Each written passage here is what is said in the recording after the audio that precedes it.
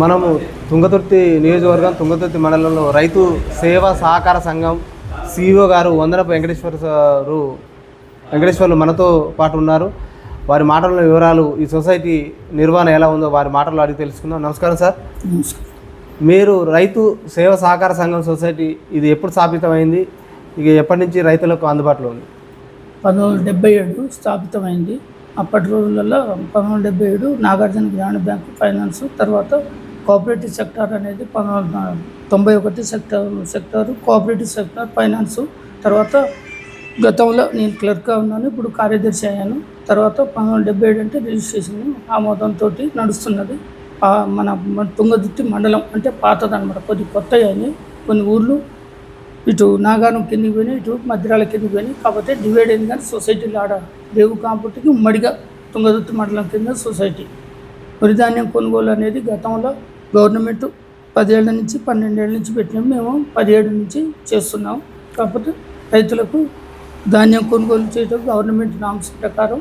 మీ society ఆధ్వర్యంలో ఎన్ని కొనుగోలు కేంద్రాలు నిర్వహిస్తున్నారు మీరు? మా సొసైటీ తరఫున ఈ మధ్య కాలం నుంచి 4 అండి సెంటర్లు. 4? ఒకటి తుంగతుర్తి, ఒకటి రెండోది అన్నారం, మూడోది వెలిపల్లి గతంలో, ఇప్పుడు రావులపల్లి ఎక్స్ రోడ్డు సంఘం. ఏ రకాల వడ్లు కొనుగోలు చేస్తుంది ఈ సొసైటీ? ఏది గ్రేడ్ తర్వాత బి గ్రేడ్ ధాన్యం కొనుగోలు చేస్తాము. ఏ గ్రేడ్ 2320 రూపాయలు, తర్వాత బి గ్రేడ్ కింద అయితే 2300 రూపాయలు. గవర్నమెంట్ నిర్ణయించిన దాన్ని బట్టి వాళ్ళు అలాట్ చేస్తారు మిల్లులు, ఆ మిల్లులకు పంపడం జరుగుతుంటుంది. తర్వాత రైతులకు ఆధార్ కార్డు, పట్టా బుక్, బ్యాంక్ అకౌంట్ తీసుకొని నమోదు చేసి ఈ సొసైటీ ఈ సొసైటీ ఆధారంలో నిర్వహించే కొనుగోలు కేంద్రాలు దొడ్డోడ్లు సన్నోట్లు 2 వస్తున్నాయా? మేము ఒకటే దొడ్డులు పెట్టుకున్నామండి, సన్నాలు మేము పెట్టుకోలేదు. ఎందుకంటే నామ్స్ ప్రకారం సన్నది చేయొచ్చు, దొడ్డు చేయొచ్చు అన్నాడు. సన్నది వేరే వాళ్ళకి 3 సెంటర్లు, మీరు 4 సెంటర్లలో దొడ్డోడ్లే కొనుగోలు. అయితే ఇటీవల ఈ సొసైటీ నిర్వహించే కేంద్రాలలో అవకతవకలు జరుగుతున్నాయి, సరైన కనీస సౌకర్యాలు కల్పించలేరట, రైతులు ఆవేదన వ్యక్తం చేస్తున్నారు.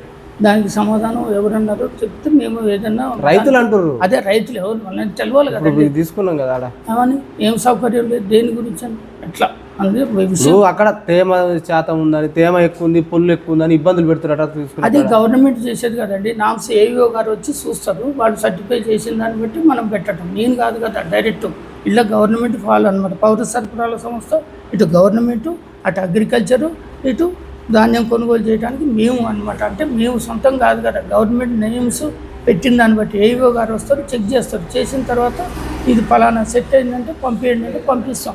పంపించిన తర్వాత ఆడ మిల్లుల కాడ గవర్నమెంట్ తరఫున కొన్నప్పుడు వాళ్ళు ఏమంటారంటే గట్టి తాలు కానీ మామూలుగా తాలు ఉన్నా చేసినట్టు మిల్లుతోటి ప్యాడీ క్లీనర్ తోటి క్లీన్ చేసి పంపుతున్నాం ఆల్రెడీ.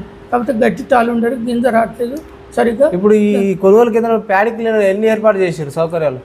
సెంటర్కి ఒకటండి, 4 ఉన్నాయి. 4 సెంటర్లు 4 గవర్నమెంట్ ఇస్తుంది, అగ్రికల్చర్ డిపార్ట్మెంట్. ఇప్పుడు ఈ కొనుగోలు కేంద్రాలు, సొసైటీ కొనుగోలు కేంద్రాలలో ఏవో ఆధ్వర్యంలో, పంచాయతీ కార్యదర్శి ఆధ్వర్యంలో కమిటీ చేశారా? కమిటీ నిర్వహణ ఎలా ఉంది?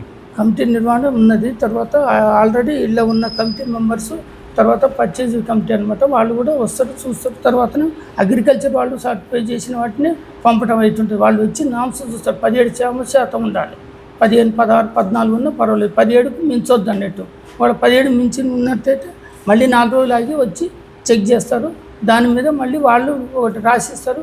దాన్ని బట్టి మనం కొనుగోలు చేయడం జరుగుతుంది, మిల్లుకు పంపడం జరుగుతుంది.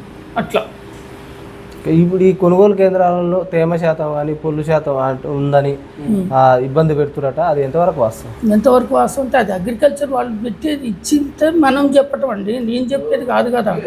చెప్పాలి కదా, మీరు సీఓ కదా. మేము సీఓ అయితే పై అధికారులు చెప్పాలి కదా. మేము చెప్తూనే ఉన్నాం వాళ్ళకు కూడా. తర్వాత ఇటు మిల్లులతో కూడా చెప్పి మా అధికారులకు, డిపార్ట్మెంట్ వాళ్ళకు కూడా చెప్తున్నాను.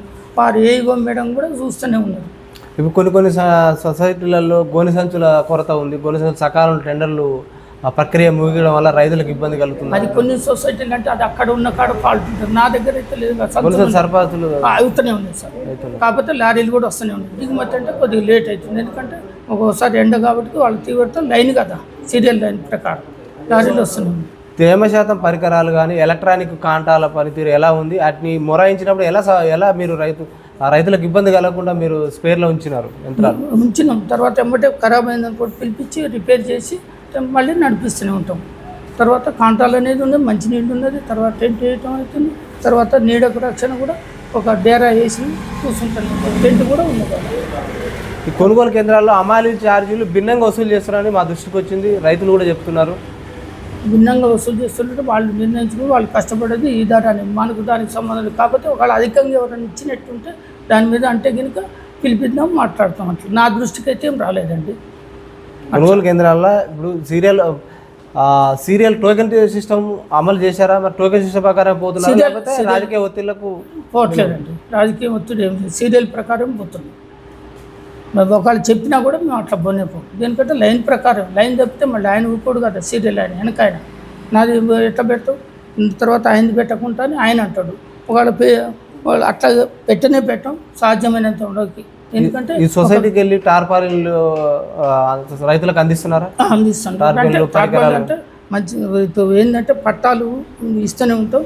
ఒక్కోసారి కాంటా చేసిన బస్తాలు కప్పుకోవడానికి కూడా మేము సౌకర్యం చేయడానికి వీలుంటుంది. ఎందుకంటే వానగిరిలో వచ్చినా ఇబ్బంది పడకుండా వాళ్ళు దాదాపు తెచ్చుకుంటారు. ఒక మాట కావాలంటే కూడా ఇస్తున్నాం. ఇప్పుడు మీరు ఇక్కడ కాంటాలు పెట్టిన ధాన్యాన్ని అక్కడ మిల్లులలో సకాలంలో దిగుమతి చేయడం లేదట. ఇక్కడ అకాల వర్షాలు వచ్చి ఇక్కడ ఒడ్లు తడిచిపోతున్నాయి. ఇప్పుడు రోజుల తరబడి రైతులు కళాలను నిరీక్షిస్తున్నారు. మరి ఇలాంటి సమస్య తలెత్తినప్పుడు పై అధికారుల దృష్టి తీసుకుపోయారా? కలెక్టర్ గారి దృష్టికి మనం తీసుకోవాలి. మా అధికారులు చెప్తారు, మా అధికారులు వాళ్ళకి చెప్తారు. తర్వాత మిల్లుల కాడ అనేది నేను అడగలేను కదా, అయితే సీరియల్ బాబు. మీరు మీ అధికారుల దృష్టి తీసుకోపోతే మీ అధికారులు కలెక్టర్ దృష్టి తీసుకుపోయారా లేదా? తీసుకుపోయారంటే వాళ్ళని అడుగుతూనే ఉంటారు కదండి. నేను ఎట్లయితే మీరు తీసుకున్న సమస్య ఉంది, వాళ్ళు ఇబ్బంది పడుతున్నారు రైతులు. ఒకటిసారి ఇబ్బంది పడతలేదు అనేది కాదు. ఆడ సమస్య ఏంటంటే కాకపోతే ఒకటి లైన్ ప్రకారం అయితేనే ఉంటుంది. ఒకేసారి అయితే అన్నీ కావు, ఒకేసారి అన్ని దిగుమతి కావు. ఆడ దిగుమతి కానీ మనం ఏం చేయలేము కదా, సీరియల్ బట్టే కదా, దారి పోయిన దాన్ని బట్టి ఆడ కూడా సీరియల్.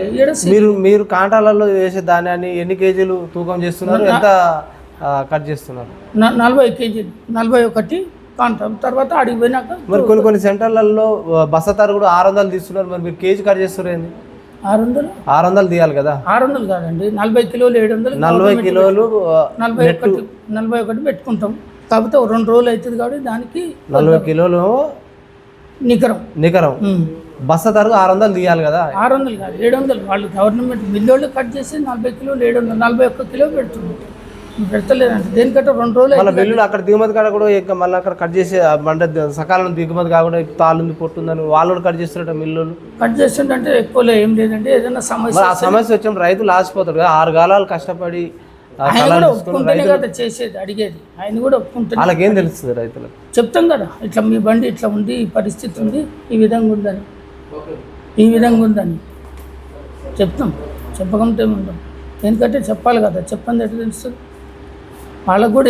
ఏంటంటే మంచిగా ఉందా లేదా, తర్వాత ఏమైంది, ఆ ఒడ్లు పండినా పండలే. ఇప్పుడు ఏమైందంటే వాటర్ అందక కూడా ఒడ్లు ఏమవుతుందంటే గచ్చితాలు వచ్చి అలా బియ్యం కాకపోయారు కదా. నామ్స్ గవర్నమెంట్కి వాళ్ళు బియ్యం పెట్టాలి కదా, ఒడ్లు తీసుకుని అట్లనే ఏమైనా ఇన్ని క్వింటాలకి ఇంత అని ఇస్తుంటారు, చేస్తుంటారు. కమిషన్ అది గవర్నమెంట్ ఇచ్చేది, గవర్నమెంట్ నియమ నిబంధనలకే. మనమైతే నేను పెట్టేది కాదు, చేసేది కాదు. దేనికంటే నేను కాదుగా మ్యాచర్ చూసేది, అగ్రికల్చర్ డిపార్ట్మెంట్ వాళ్ళు వస్తారు, ఏఈఓలు.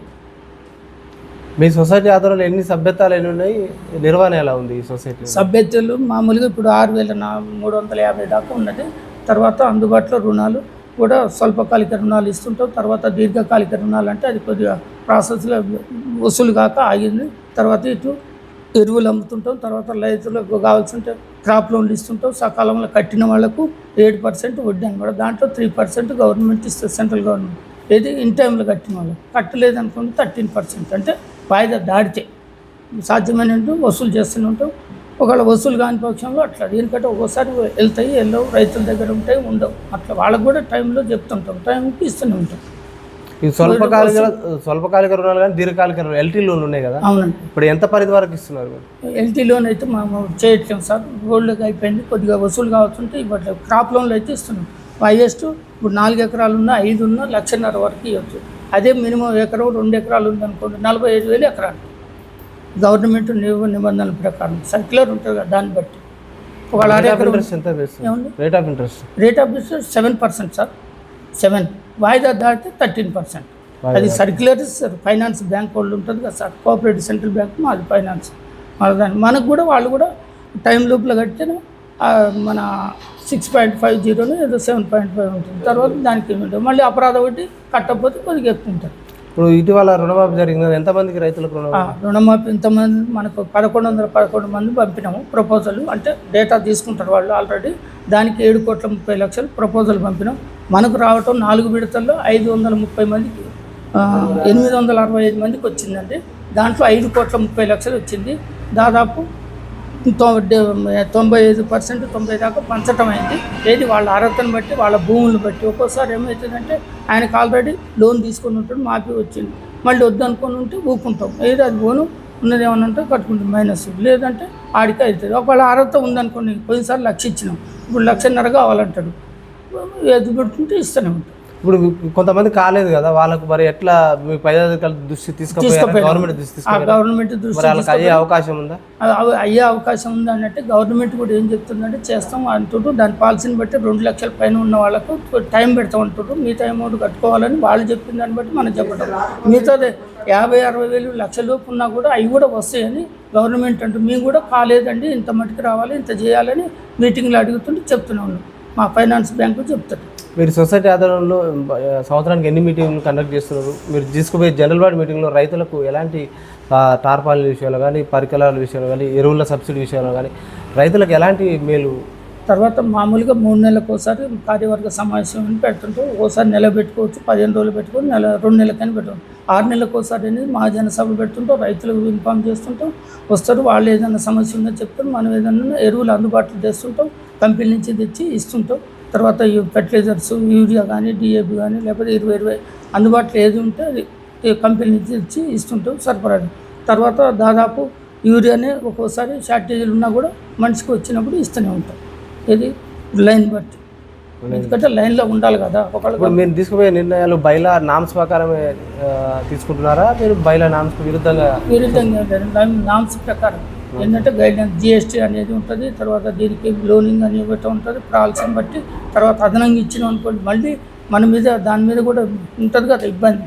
ఎందుకంటే మనది మనం చూసుకొని చేసుకోవాలి, ఇంత మట్టికి పడితే అంత మట్టికే. తర్వాత నామ్స్ని బట్టి చేయకుంటుంటే అధికంగా మళ్ళీ మనకు కూడా ప్రాబ్లమే కదా సార్. ఇటీవల అకాల వర్షాలు సంభవిస్తున్నాయి. ఈ అకాల వర్షాలకు రైతులకు ముందు హెచ్చరికలు టామ్ వేస్తున్నారా? మీకు టార్పాలిన్లు అందుబాటులో ఉన్నాయా? మరి రైతులకు ఎలాంటి సౌకర్యాలు అందిస్తున్నారు?